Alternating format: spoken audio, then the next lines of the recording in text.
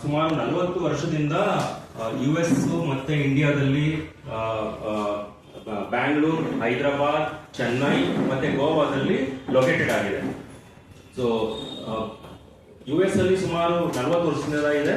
ಬ್ಯಾಂಗ್ಳೂರ್ ಮತ್ತೆ ಹೈದರಾಬಾದ್ ಮತ್ತೆ ಗೋವಾ ಇಲ್ಲಿ 26 ವರ್ಷದಿಂದ ನಾವು ಎಲ್ಲ ಕೆಲಸ ಮಾಡ್ತಾ ಇದೀವಿ. ಮೇನ್ಲಿ ನಮ್ಮ ಫೋಕಸ್ ಏನು ಅಂದ್ರೆ R&D, ರಿಸರ್ಚ್ ಅಂಡ್ ಡೆವಲಪ್ಮೆಂಟ್ ಇದು. ಆಮೇಲೆ ಇಂಪಾರ್ಟೆಂಟ್ ಸೇವೆಗಳು, services in terms of telematics ಇರ್ಬೋದು, ಹೇಗೆ ನಾವು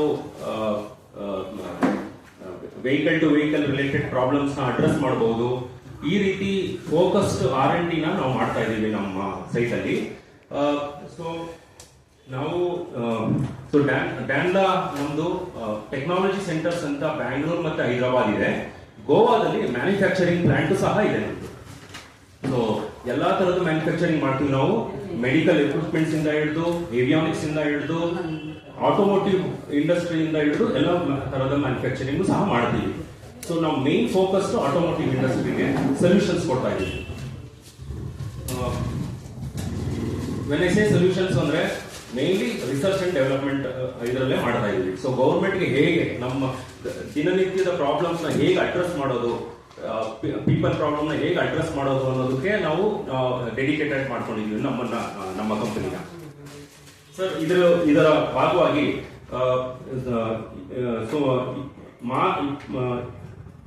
ಫೆಬ್ರವರಿ 24ರಂದು ಶ್ರೀ ನಿತಿನ್ ಗಡ್ಕರಿ ಸಾಹೇಬ್ರಿಂದ ನಮಗೆ ನ್ಯಾಷನಲ್ ಅವಾರ್ಡ್ ಸಿಕ್ಕಿದೆ ಸರ್.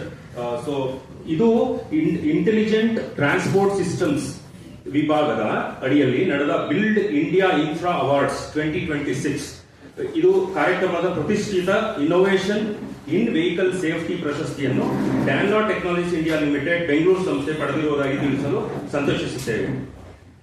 ಈ ಪ್ರಶಸ್ತಿ 2026 ಫೆಬ್ರವರಿ 24ರಂದು ನವದೆಹಲಿಯಲ್ಲಿ ನಡೆದ ಪ್ರಶಸ್ತಿ ಸಮಾರಂಭದಲ್ಲಿ ಭಾರತ ಸರ್ಕಾರದ ರಸ್ತೆ ಸಾರಿಗೆ ಮತ್ತು ಹೆದ್ದಾರಿ ಸಚಿವರಾದ ಶ್ರೀ ನಿತಿನ್ ಗಡ್ಕರಿ ಅವರು ಸದರಿ ಪ್ರಶಸ್ತಿಯನ್ನು ಡ್ಯಾನ್ಲಾ ಟೆಕ್ನಾಲಜೀಸ್ ಇಂಡಿಯಾ ಲಿಮಿಟೆಡ್ ಸಂಸ್ಥೆ ಅಧ್ಯಕ್ಷರಾದ ಶ್ರೀ ರಾಜು ದಂಡು ಅವರಿಗೆ ನೀಡಿ ಗೌರವಿಸಿದರು. ಹಾಗೆ ಇದು ಒಂದು R&D ಮುಖಾಂತರ ಬಂದಿದೆ, V2X ಗ್ರೀನ್ ಕಾರಿಡಾರ್ ಪ್ರಾಜೆಕ್ಟ್ ಇಂದ. ಹಾಗೂ ಎರಡನೇದು R&D ಸಂಸ್ಥೆ ಆಗಿರೋದ್ರಿಂದ ಎರಡನೇ ಅವಾರ್ಡ್ ಸಹ ಬಂದಿದೆ. ಸೊ 2 ಅವಾರ್ಡ್ ನಾವು ಈ ಭಾಗದಲ್ಲಿ ನ್ಯಾಷನಲ್ ಅವಾರ್ಡ್ ತಗೊಂಡಿದ್ದೀವಿ. ಇದು ಡ್ಯಾನ್ಲಾ ಸಂಸ್ಥೆ, ಇದು next generation V2X platform, vehicle to vehicle ಸಂವಹನ ತಂತ್ರಜ್ಞಾನ ವ್ಯವಸ್ಥೆ ಮೂಲಕ ಆಂಬ್ಯುಲೆನ್ಸ್ ಮುಂತಾದ ತುರ್ತು ವಾಹನಗಳಿಗೆ ಟ್ರಾಫಿಕ್ ಜಂಕ್ಷನ್ಸ್ ಅಲ್ಲಿ ಸಿಗ್ನಲ್ ಆದ್ಯತೆ ಒದಗಿಸಿ ಆಸ್ಪತ್ರೆಗೆ ವೇಗವಾಗಿ ತಲುಪಲು ಸಹಾಯ ಮಾಡುವ ಹಾಗೂ ಅಮೂಲ್ಯ ಜೀವಗಳನ್ನು ಉಳಿಸಲು ಮಹತ್ವದ ಸಾಧನೆಯನ್ನು ಈ ತಂತ್ರಜ್ಞಾನ ಒದಗಿಸುತ್ತದೆ. ಸೊ ನಾವು ಟ್ರಾಫಿಕ್ ಡಿಪಾರ್ಟ್ಮೆಂಟ್ ಹಾಗೂ ಮುನ್ಸಿಪಲ್ ಇವರಿಂದನೂ ನಾನು ಒಟ್ಟಿಗೆ ಕೆಲಸ ಮಾಡ್ತಾ ಇದ್ದೀವಿ. ಬ್ಯಾಂಗ್ಳೂರಲ್ಲಿ ಕೆಲವೊಂದು ರಸ್ತೆಗಳಿಗೆ ಆಗಲೇ ನಾವು ಈ ಸೇವೆ ಒದಗಿಸಿದೀವಿ ಸರ್. ಇದು ನಾವು ಹೇಗೆ ಅಂದ್ರೆ ಟ್ರಾಫಿಕ್ ಸಿಗ್ನಲ್ ಅಲ್ಲಿ ನಮ್ಮ ಡಿವೈಸಸ್ ಇರುತ್ತೆ, ಈಗ ಆಂಬ್ಯುಲೆನ್ಸ್ ಅಲ್ಲೂ ನಮ್ಮ ಡಿವೈಸಸ್ ಇರುತ್ತೆ. ಸೊ ನಾವು 1 ಕಿಲೋಮೀಟರ್ ಮುಂಚೆನೆ ಆಂಬ್ಯುಲೆನ್ಸ್ ಏನಾದ್ರು ಕ್ಯಾರಿ ಮಾಡ್ತಾ ಇದ್ರೆ 1 ಕಿಲೋಮೀಟರ್ ಮುಂಚೆನೆ ಎಲ್ಲಾ ಸಿಗ್ನಲ್ಸ್ ಗ್ರೀನ್ ಆಗುತ್ತೆ ಆಟೋಮೆಟಿಕಲಿ. ಸೊ ಇದರಿಂದ ಏನಾಗುತ್ತೆ ಅಂದ್ರೆ ರೋಗಿಗೆ ಇಮಿಡಿಯೇಟ್ ಅಟೆನ್ಷನ್ ಕೊಟ್ಟಂಗೆ ಆಗುತ್ತೆ, ಆಸ್ಪತ್ರೆಗೆ ಸೇವೆ ಕೊಡಬಹುದು. ಹಾಗೂ ಬರೀ ಆಸ್ಪತ್ರೆ ಸೇವೆ ಅಂತ ಅಲ್ಲ, ಸ್ಕೂಲ್ಸ್ ಇರ್ಬೋದು, ಏನಾದ್ರೂ ಎಮರ್ಜೆನ್ಸಿ ಇರ್ಬೋದು, ಫೈರ್ ಇಂಜಿನ್ಸ್ ಇರ್ಬೋದು, BOT ಕಾರಿಡಾರ್ಸ್ ಎಸ್ಟಾಬ್ಲಿಷ್ ಮಾಡಕ್ಕಾಗಬಹುದು. ಇದರ ಎಲ್ಲಾ ಸ್ತರದಲ್ಲಿ ಎಮರ್ಜೆನ್ಸಿ ಸೇವೆ ಆಟೋಮೆಟಿಕ್ ಆಗಿ ಸಿಗ್ನಲ್ಸ್ ಎಲ್ಲ ಗ್ರೀನ್ ಆಗುತ್ತೆ.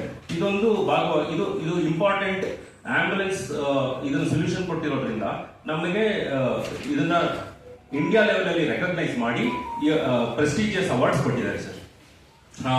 ಸೊ ಇದರ ಭಾಗವಾಗಿ ನಾನು ನಮ್ಮ ಚೇರ್ಮನ್ ಹಾಗೂ ವ್ಯವಸ್ಥಾಪಕ ನಿರ್ದೇಶಕರಾದ ಶ್ರೀ ರಾಜು ದಂಡು ಅವರ ಹೇಳಿಕೆಯನ್ನು ನಾನು ನಿಮ್ಗೆ ಹೇಳ್ತಾ ಇದ್ದೀನಿ. ಇವಾಗ ಅವರು ಶ್ರೀ ನಿತಿನ್ ಗಡ್ಕರಿ ಅವರಿಂದ ಈ ಗೌರವವನ್ನು ಸ್ವೀಕರಿಸುವುದು ನಮಗೆ ಅತ್ಯಂತ ಗೌರವದ ವಿಷಯವಾಗಿದೆ. ಸಂಪರ್ಕಿತ ವಾಹನ ಅಲ್ಲ, ನಾನು ರಾಜು ದಂಡು ಅವ್ರದ್ದು ಸ್ಟೇಟ್ಮೆಂಟ್ ಓದ್ತಾ ಇದ್ದೀನಿ, ಅವ್ರ ಸ್ಟೇಟ್ಮೆಂಟ್ ಓದ್ತಾ ಇದ್ದೀನಿ, ಡೈರೆಕ್ಟ್ ಸ್ಟೇಟ್ಮೆಂಟ್. ಶ್ರೀ ನಿತಿನ್ ಗಡ್ಕರಿ ಅವರಿಂದ ಈ ಗೌರವವನ್ನು ಸ್ವೀಕರಿಸುವುದು ನಮಗೆ ಅತ್ಯಂತ ಗೌರವ ವಿಷಯವಾಗಿದೆ.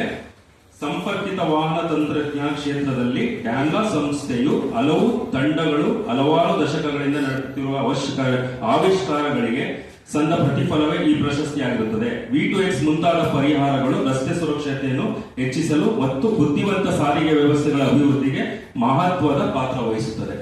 ಸೊ ಇದು ರಾಜು ಸರ್ ಅವರ ಸ್ಟೇಟ್ಮೆಂಟ್ ಆಗಿದೆ. ನಿಮ್ಮ ಕನ್ನಡದಲ್ಲಿ ಏನಾದರೂ ಕ್ವಶನ್ಸ್ ಇದೆ ತಗೊಳ್ತೀನಿ. ಇಂಗ್ಲಿಷ್ ಅಲ್ಲಿ ಒಂದು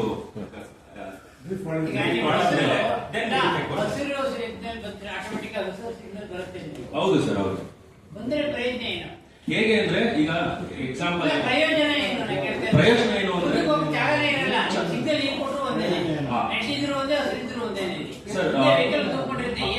ಸರ್ ಅದು ಹೌದು, ಇದು ಬ್ಯಾಂಗ್ಳೂರ್ ಅಂತ ಸಿಚುವೇಶನ್ಸ್ ಅಲ್ಲಿ ತುಂಬಾ ಹೆಲ್ಪ್ ಆಗುತ್ತೆ. ಯಾಕಂದ್ರೆ ತುಂಬಾ ಟ್ರಾಫಿಕ್ ಇರುತ್ತೆ. ಇದು ಇಮಿಡಿಯೇಟ್ 5 ನಿಮಿಷದಲ್ಲ ಸರ್, ಇದು 1.5 ಕಿಲೋಮೀಟರ್ ಮುಂಚೆನೆ ಗೊತ್ತಾಗುತ್ತೆ.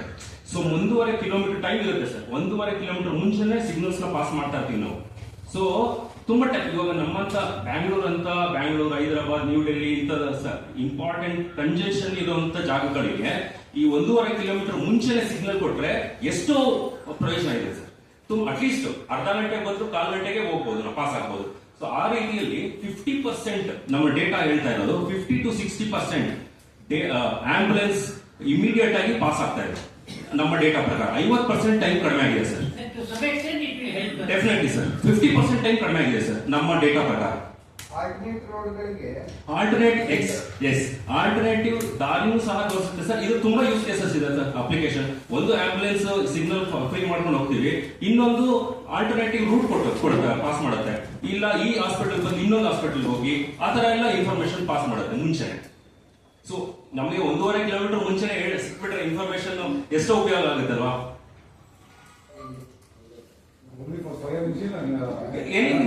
We've been there for more than 42 years in US also.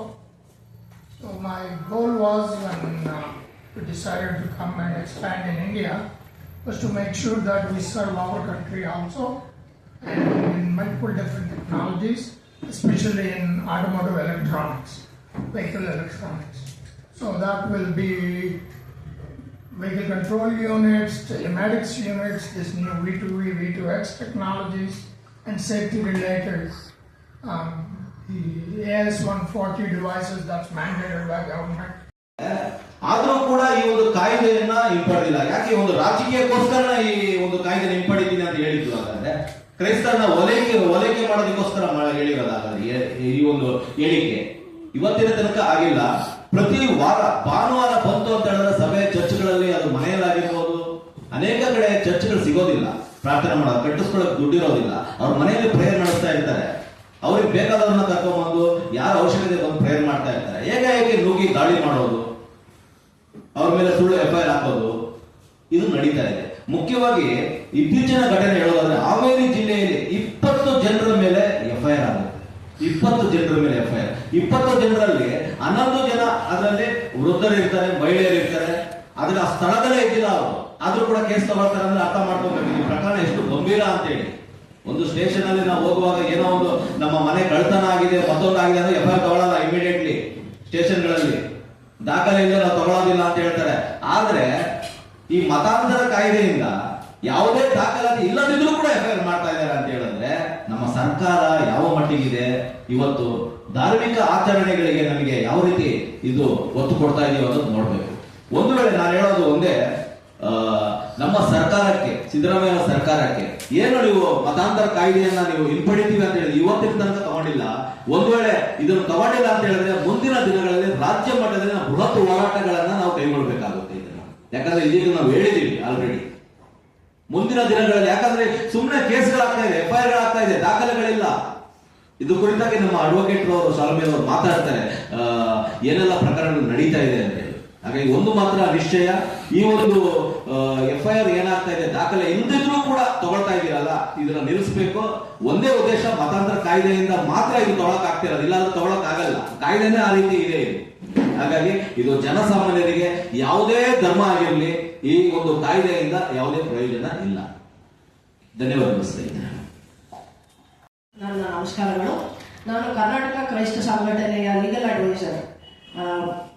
ಈ ಆರ್ಟಿಕಲ್ 25 ಅನ್ನೋದೇನಿದೆ ಅದು ಸಂವಿಧಾನದಲ್ಲಿ ಕ್ಲಿಯರ್ ಆಗಿ ಕೊಟ್ಟಿದ್ದಾರೆ. To practise, to propagate and to profess of anybody's faith ಅಂತ ಹೇಳಿದ್ದಾರೆ. ಅಂದ್ರೆ ನೀವು ಸಂವಿಧಾನಕ್ಕಿಂತ ದೊಡ್ಡವರಾಗ್ಬಿಟ್ರೆ 50 ಅನ್ನೋದು ಒಂದು ನಮ್ಮಲ್ಲಿ ಒಂದು ಪ್ರಶ್ನೆ ಮೂಡ್ಕೊಂಡು ಬರ್ತದೆ. ಅಂದ್ರೆ FIR ಮಾಡ್ತಾರೆ, ಭಾನುವಾರ ದಿನ ಸ್ಟ್ಯಾಂಡಿಂಗ್ ಅವ್ರು ಹೇಳ್ದಂಗೆ FIR ಮಾಡ್ತಾರೆ, ಯಾರ ಮೇಲೆ ಪಾಸ್ಟರ್ಗಳು ಬೇಡ ಮಾಡ್ತಾರೆ, ಅವ್ರನ್ನ ಜೈಲಿಗೆ ಕರ್ಕೊಂಡು ಹೋಗೋದು, ಮತಾಂತರ ಮಾಡ್ತಾ ಇದಾರೆ ಅಂತ ಸುಳ್ಳು ಅಪವಾದನೆಗಳು ಹೊರಿಸೋದು. ಆಮೇಲೆ ಏನಾಗ್ತದೆ ಅಂತಂದ್ರೆ ಅವ್ರನ್ನ ಆಚೆ ಕರ್ಕೊಂಡು ಬರ್ಲಿಕ್ಕೆ ತುಂಬಾ ಕಷ್ಟ ಆಗುತ್ತೆ. ನಮಗೆ 3 to 5 years to stay inside. The period of imprisonment 3 ರಿಂದ 5 ವರ್ಷ ಆಗ್ತದೆ. 25,000 ರೂಪಾಯಿ ಫೈನ್ ಆಗ್ತಾರೆ. ಆಮೇಲೆ ಕೋರ್ಟ್ಗೆ ಹೋಗ್ತದೆ, ಟ್ರಯಲ್ ಕೋರ್ಟ್ ಅಲ್ಲಿ, ಸೆಷನ್ಸ್ ಕೋರ್ಟ್ ಅಲ್ಲಿ ಬೇಲ್ ಕೂಡ ಸಿಗೋದಿಲ್ಲ. ನಂತರ ಹೈಕೋರ್ಟ್ಗೆ ಹೋಗ್ಬೇಕು. ಹೈಕೋರ್ಟ್ ಅಲ್ಲಿ FIR ಕ್ವಾಶ್ ಮಾಡ್ಲಿಕ್ಕೆ ಹಾಕಿದಾಗ ಅದು ಕ್ವಾಶು ಆಗೋದಿಲ್ಲ. 3 ವರ್ಷ ಸುಮ್ಮನೆ ಒಳಗಡೆ ಇರ್ಬೇಕಾಗ್ತದೆ. ಅವ್ರು ಆಚೆ ಬಂದ ಮೇಲೆ can you think about the state of mind of them self. ಅಂದ್ರೆ ಅವರು ಆಚೆ ಬಂದ ಮೇಲೆ ಅವ್ರ ಸೊಸೈಟಿ ನೋಡೋ ವಿಧಾನ ಹೆಂಗಿರುತ್ತೆ. ಅವ್ರ ಮಕ್ಕಳಿಗೆ ಸ್ಕೂಲಲ್ಲಿ ಅಡ್ಮಿಷನ್ಗಳು ಸಿಗೋದಿಲ್ಲ. ಓದಲಿಕ್ಕೆ ಒಂದು ಕಾನೂನು right to education article 21A of the constitution ಅದನ್ನೇ ತಿದ್ದುಪಡಿ ಮಾಡಿ ಕೊಟ್ಟಿದ್ದಾರೆ. ಅದು ಆ ರೈಟು ಸಹ ಸಿಗೋದಿಲ್ಲ. ಓವರ್ 12 to 35 ಏನಿದೆ ಆರ್ಟಿಕಲ್ಸ್, ಫಂಡಮೆಂಟಲ್ ರೈಟ್ಸ್ ಏನಿದೆ, right to freedom of religion ಏನಿದೆ, ಅದನ್ನ ಬೇರೆ ಬೇರೆ ಘಟಕಗಳಲ್ಲಿ ಅದು ವೈಲೇಟ್ ಹಾಕೊಂಡು ಬರ್ತಾ ಇದೆ. ಇದನ್ನ ದಯವಿಟ್ಟು ಸರ್ಕಾರ ಏನಿದೆ ಈ ಕಾಯ್ದೆಯನ್ನು ಇಮಿಡಿಯೇಟ್ಲಿ ಹಿಂಪಡಿಬೇಕು, ಹಿಂದಿರುಗಿಸ್ಕೊಬೇಕು. ಅವ್ರು ಮಾಡಿದಂತ ಪ್ರಾಮಿಸ್ ಏನಿದೆ ಅದನ್ನ ಕಾಪಾಡ್ಕೊಂಡು ಬರ್ಬೇಕು ಅಂತ ಹೇಳಿ ನನ್ನ ಮಾತು.